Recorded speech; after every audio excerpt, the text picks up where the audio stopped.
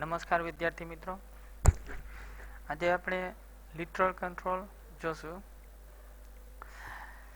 It is similar to the label control. You can use the literal control to display the text or HTML content in a browser. વિદ્યાર્થી મિત્રો, literal control જે છે એ label control જેવો જ છે.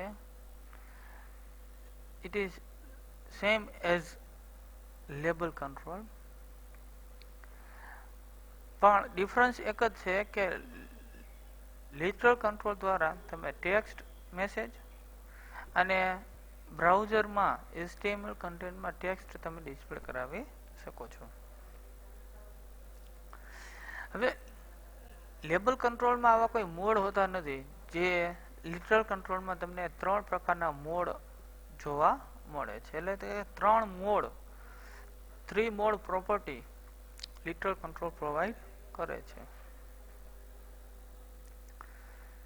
હવે 3 જે પ્રોપર્ટી પ્રોવાઈડ કરે છે મોડ પ્રોપર્ટી, એમાંની ફર્સ્ટ પ્રોપર્ટી છે pass through. Display the content of the control without encoding.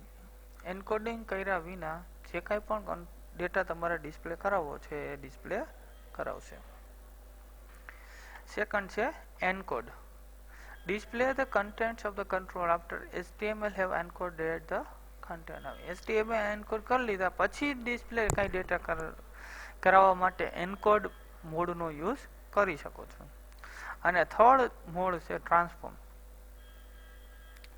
Display the content of the control after stripping markup that is not supported by the requesting device.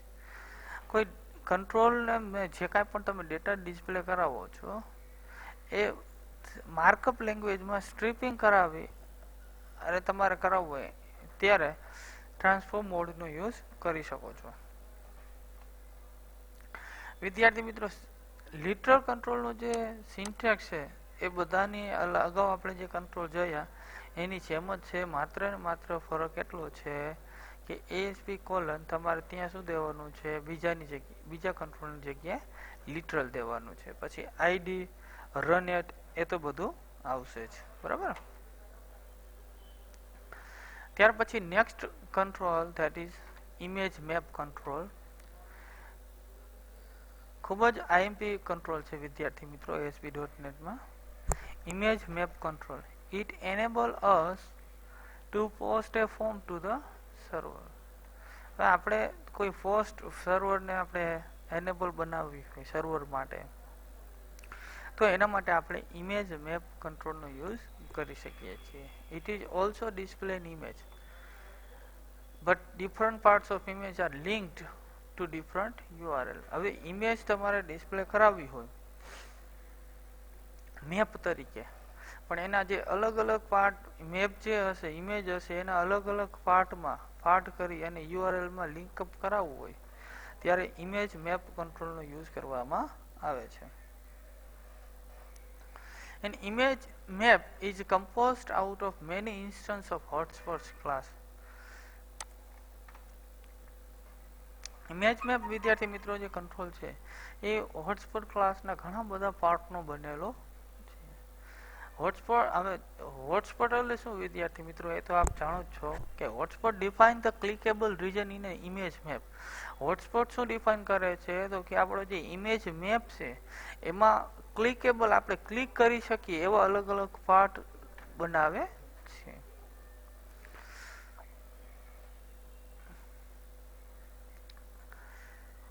ASP.NET માં વિદ્યાર્થી મિત્રો આપણું ASP.NET જે framework છે એ 3 પ્રકારના hotspot ક્લાસને support કરે છે. ફર્સ્ટ છે circle hotspot, second polygon hotspot અને third rectangle hotspot. Circle hotspot જે વિદ્યાર્થી મિત્રો છે એનો યુઝ શું થાય? It defines a circular area in image which has clickable regions. હવે ઇન શોર્ટ આપણે ખબર છે કે હોટસ્પોટ શેના માટે આપણે યુઝ કરીએ છીએ કે ભાઈ આપણે કોઈ ઇમેજ હોય એમાં અલગ અલગ પાર્ટ પાડી અને ક્લિકેબલ થઈ શકે, કે એના ઉપર ક્લિક થઈ શકે, પાર્ટ પાડી નાખ્યા એના ઉપર ક્લિક થઈ શકે, એના માટે આપણે હોટસ્પોટ યુઝ કરીએ છીએ. તો ત્રણ એના જે પ્રકાર પડે છે, ત્રણ પ્રકારના સપોર્ટ હોટસ્પોટને સપોર્ટ કરે છે. એમાંનું સર્કલ હોટસ્પોટ છે. આપણે ક્લિકેબલ થઈ શકે એવું પણ સર્કલ એરિયામાં ઇમેજ ક્લિકેબલ થઈ શકે એવું બનાવવું હોય ત્યારે સર્કલ હોટસ્પોટ નો યુઝ કરવો. સેકન્ડ છે પોલિગોન હોટસ્પોટ. ઇમેજમાં પોલિગોન પ્રકારનો એરિયા બનાવી અને એને ક્લિકેબલ બનાવવું હોય ત્યારે પોલિગોન હોટસ્પોટનો યુઝ કરવામાં આવે છે. અને થર્ડ વિદ્યાર્થી મિત્રો છે રેક્ટેંગલ હોટસ્પોટ. રેક્ટેંગલ પ્રકારનું આપણે ઇમેજમાં એરિયા બનાવવું હોય અને ક્લિકેબલ થઈ શકે એવો ત્યારે રેક્ટેંગલ હોટસ્પોટનો યુઝ કરવામાં આવે છે. વિદ્યાર્થી મિત્રો આપણે સિન્ટેક્સની વાત કરીએ ઇમેજ મેપની, તો ઇમેજ ASP:(image map) બધાનું જે અહીંયા ચેન્જ માત્ર આપણે અત્યારે ઇમેજ મેપ યુઝ કરીએ છીએ એટલે ઇમેજ મેપ યુઝ કર્યો. જો તમારે અહીંયા ઇમેજ મેપ યુઝ ન કરવો હોય તો એની જગ્યાએ મીન્સ કહેવાનો મતલબ એમ કે સિન્ટેક્સ જે છે એ સેમ રહે છે, માત્ર ને માત્ર કંટ્રોલનું નેમ અહીંયા ચેન્જ થાય છે. પછી આઈડી તમારે જે અહીંયા દેવું હોય ઇમેજ મેપ છે તો ઇમેજ મેપ 1 આપ્યું, રનએટ = સર્વર અને ઇમેજ મેપ પૂરું કરી દેવાનો, અહીંયા કંટ્રોલ પૂરો કરી દેવાનો. વિદ્યાર્થી મિત્રો ઇમેજ મેપની પ્રોપર્ટીની વાત કરીએ, property of the image map control, તો એની આપણે સામાન્ય રીતે 5 પ્રોપર્ટી છે જે સૌથી વધારે યુઝ થાય છે. એમનું ફર્સ્ટ છે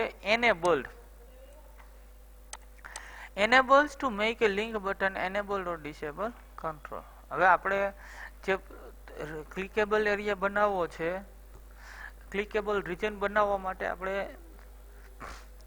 હોટસ્પોટનો યુઝ કરીએ છીએ વિદ્યાર્થી મિત્રો. હવે આમાં એનેબલથી શું થશે કે આપણે જે એરિયા રિજન ક્લિકેબલ બનાવવો છે એ એનેબલ રાખવો છે કે ડિસેબલ રાખવો છે એ એનેબલ્ડ પ્રોપર્ટી દ્વારા આપણે સેટ કરી શકીએ છીએ. સેકન્ડ છે ટેબ ઇન્ડેક્સ. આપણે કંટ્રોલની ઇન્ડેક્સને ટેબ ઇન્ડેક્સને ગેટ કે સેટ કરવા માટે ટેબ ઇન્ડેક્સનો યુઝ કરીએ છીએ. Hotspot mode enables to specify the behavior of the image map when you click on the region. જ્યારે તમે ઇમેજ મેપ ઉપર ક્લિક કરો છો, એના રિજન ઉપર ક્લિક કરો છો ત્યારે તમારે કેવા પ્રકારનું બિહેવિયર જોઈએ છે, એટલે કે તમારે કયો મોડ રાખવો છે. આપણે 3 મોડ જોયા વિદ્યાર્થી મિત્રો, એમાંનો કયો મોડ તમારે રાખવો છે એ હોટસ્પોટ મોડમાં તમારે સ્પેસિફાય કરવું પડે. Fourth property is hotspots. Enable to add or remove different type of hotspot mode in image like circle, rectangle or polygon.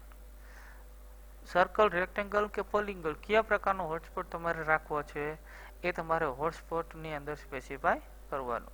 અને કઈ ઇમેજ તમારે શેર કરવી છે એનો ઇમેજ URL અહીંથી તમારે ઇમેજ URL માંથી સિલેક્ટ કરવાનો રહેશે.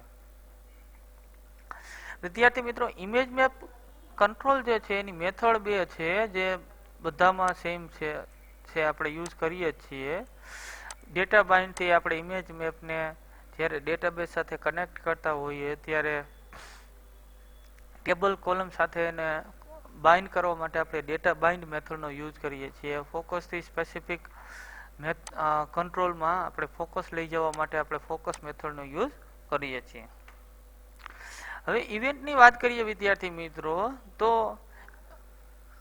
ઇમેજ મેપ કંટ્રોલની 2 ઇવેન્ટ છે, ક્લિક અને કમાન્ડ. જ્યારે આપણે ક્લિક કરીએ છીએ ઇમેજ મેપ ઉપર ત્યારે ક્લિક ઇવેન્ટ અકર થાય છે, અને જ્યારે ઇમેજ મેપ ઉપર આપણે અગેન ક્લિક કરીએ છીએ ત્યારે અગેન કમાન્ડ ઇવેન્ટ પણ અકર થાય છે. એટલે તમે બેમાંથી ગમે તે ઇવેન્ટ યુઝ કરી શકો છો. તો વિદ્યાર્થી મિત્રો આજના લેક્ચરમાં આપણે 2 બેસિક કંટ્રોલ ASP.NET માં જોયા. અગેન નેક્સ્ટ લેક્ચરમાં વિદ્યાર્થી મિત્રો આપણે પેનલ કંટ્રોલ અને એક એના જ જેવો સરસ મજાનો